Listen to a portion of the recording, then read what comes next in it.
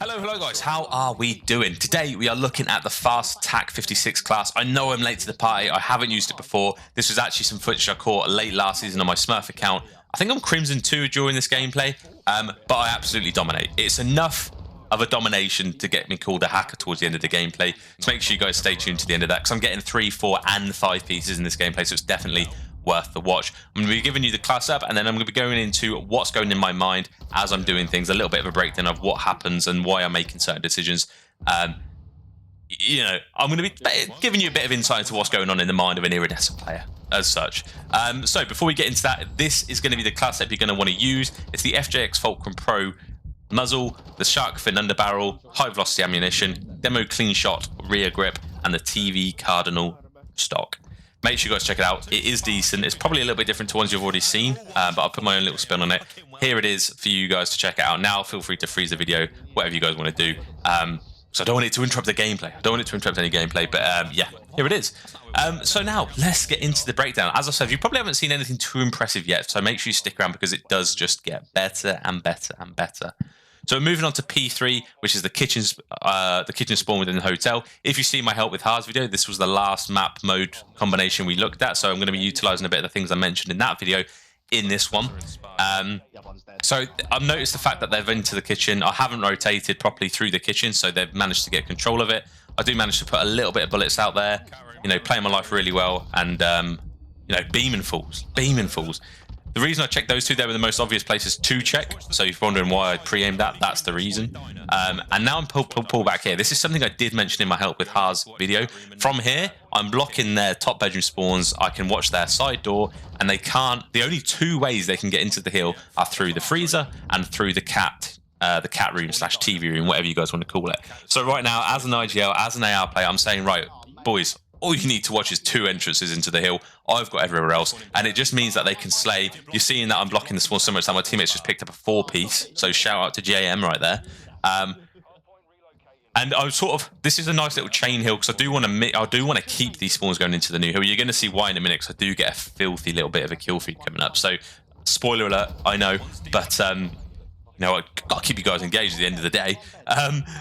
So yeah, we're maintaining this bedroom. I've got a communication from the teammate there to, you know, to allow me to read that player. And from here, I'm blocking bedroom spawns. Now, the only other places they can spawn is spa or middle of the map. They will always spawn spa unless we've got a player pushed up far enough to be blocking it. So my main role here is to make sure I stay bedroom, to make sure that we know exactly where they're spawning. You're probably thinking that I'm not being too influential on the hill, but I'm getting enough entry kills. I'm helping my teammates out while they block, and this is exactly what you should be doing as an AR player. I've got 5 bullets left in the magazine. There's not really too much else I can be doing here. This is why I run in. I'll try and pick up a gun, and you know what? Pick up another TAQ. You get more TAQ ammo. Love to see it. So it gets to 15 seconds. You want to be first to this next rotation, especially from this side of the map, because you can cut them off through rugs really easily. There is a little bit of a stair glitch here, which I do. So a bit shoddy of me, but hey, it was late in the season. It's on a Smurf account. Do I care? Not so much. So I turned on that go because I heard him. That's all it was. It was just audio cues.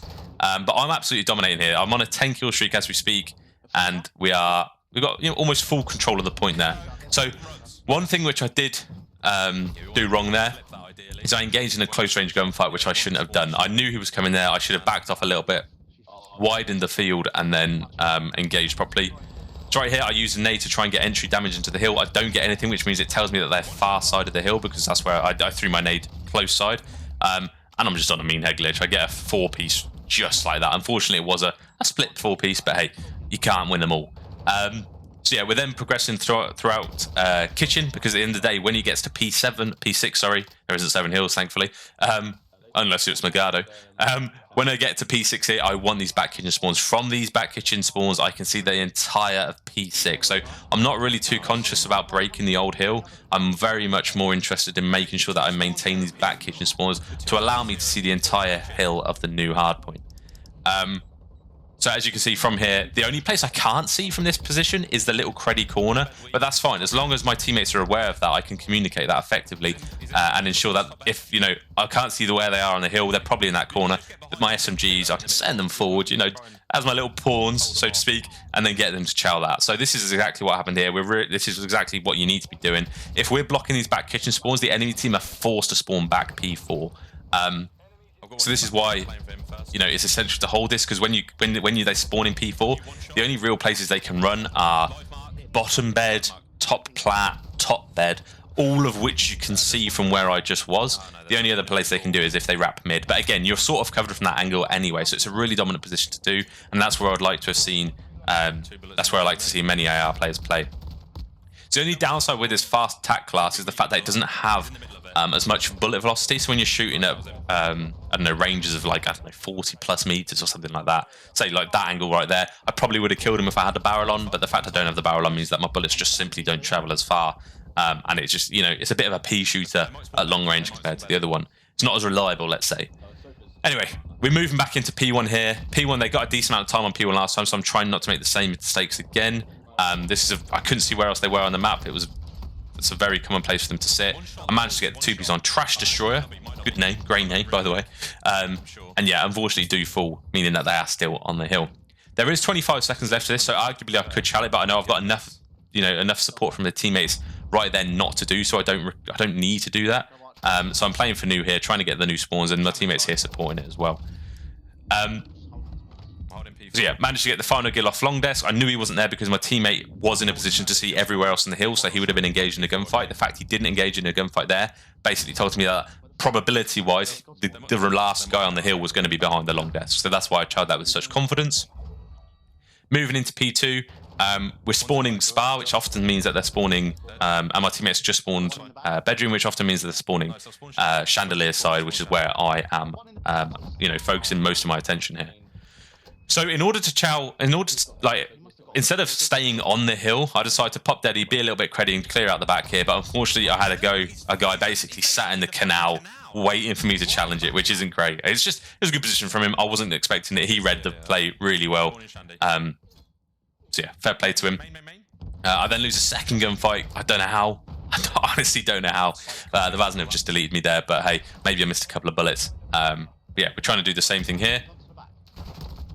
And again, I'm losing over. That's 3 gunfights in a row, guys. That's not great. The KD would have been unreal otherwise. You're going to see the end result towards the end here. But yeah, P2's sort of coming to a close. I'm really late to the rotate, unfortunately. For whatever reason, my head wasn't in it. So we're fairly late to this rotate. But again, I'm trying to play for this back bedroom spawn, because if I can ensure that they don't spawn here and focus all of my teammates' attention onto the front 2 entrances to the hill, we're going to be laughing. But I have spawned here, and instead of rotating long, I've noticed that my teammates have got a decent amount of possession. This isn't FIFA. A decent amount of map control towards kitchen. They're putting a lot of pressure this side of the map. So I sort of don't want to be away from the gunfights. I want to be in the action. I want to ensure that I'm another factor that the enemy team need to worry about. So yeah, that's why I decided to do that instead of rotate. But my teammates managed to stay on the hill for long enough to, you know, they stop the enemy team because they're contesting. They stop the enemy team from getting more points. And in doing so, they also get the scrap time of about 10 seconds. So even though we didn't rotate effectively there, we probably got about just as much as the enemy team did on that hill. So now, whilst they're all spawning at old, we're very much focused on this new hard point. And I'm trying to do something very similar to what I did on the last hill, or the last P4, shall I say, in that I'm just staying bedroom, controlling their spawn to Spa. Now, the reason I prefer this spawn, you may think it's a bit bizarre, but the reason I prefer this spawn is simply because you can sit on top of the Godheady, this side of it at least, and you can see into Spa. You're sort of hidden from the left as well, from the little pillar, and it's just a dominating spot to sit. The only time it's not great is if they spawn mid, but hopefully if your teammates aren't pushing too far through Spa, they will never spawn mid. They'll just keep flooding Spa, maybe come through main desk every so often. So that was the ideal setup there. What I didn't do that rotation that I did do the first time is just hold back. I was a little bit too aggressive there. Maybe I should have picked up an SMG to engage in those closer range gunfights. But yeah, it is what it is. You learn from these mistakes at the end of the day. And I'm hoping I'm making the mistakes so that you don't have to. So moving on to P5, the penultimate hill of this next rotation. And I'm a little bit wary that they're going to be already there. So you're seeing I'm playing a little bit slow. I'm throwing my pre-nades here, pre-stuns, pre-nades, whatever you want to call it. Just trying to be that annoying little factor in the hill.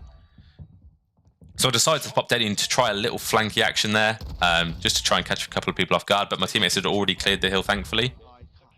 Again, I've got Deddy running. I'm basically, it's a superpower at this point when you've got Deddy and you're in their spawn. Teammates are still spawning kitchen meat. It means they're blocking the kitchen spawns, and it enables the team on the other enemy side of on the map to keep spawning chandelier. It's 30 seconds left. I think, you know what?